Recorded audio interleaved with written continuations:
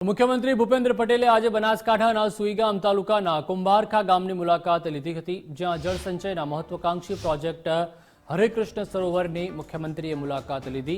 આ સરોવરના નિર્માણથી આસપાસના વિસ્તારોમાં પાણીના તળ ઊંચા આવશે, સાથે જ લોકોની સિંચાઈની સમસ્યાનું નિરાકરણ આવશે। જળસંચય માટેના આ મહત્વાકાંક્ષી પ્રોજેક્ટની મુલાકાત લઈ મુખ્યમંત્રી ભૂપેન્દ્ર પટેલે પદ્મશ્રી સવજીભાઈ ધોળકિયા સાથે સ્થળ નિરીક્ષણ કર્યું હતું।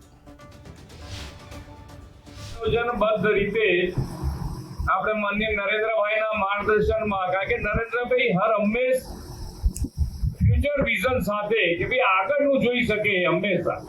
તમે જુઓ, એમણે પાણી તમે વાપરો એનો વાંધો નથી, પણ પાણી બચાવવા માટેનું પણ આયોજન એમના થકી આખા દેશમાં થયું।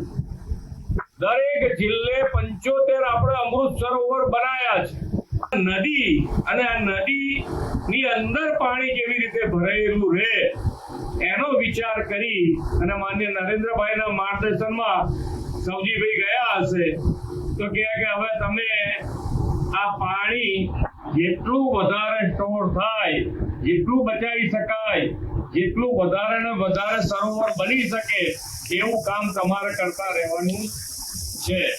એટલે એમણે પણ બીડું ઝડપ્યું છે। રાજ્ય સરકાર માન્ય મુખ્યમંત્રીશ્રીએ એક ઇનિશિયેટિવ લઈને જનભાગીદારીથી જળ સંચયના કામો થાય એ માટે ધોળકિયા ફાઉન્ડેશનની સાથે રહી અને કુંભારખા ગામે મોટું સરોવર નિર્માણ કરવાનું કામ કર્યું છે।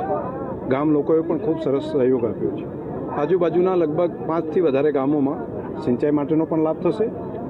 વરસાદનું પાણી છે એને રોકવું અને એનો ઉપયોગ કરવો એ સાચા અર્થમાં એક એન્વાયરમેન્ટનું પણ મદદ કરવાની બાબત ગણાશે અને વરસાદ એ પ્રભુએ આપેલો પ્રસાદ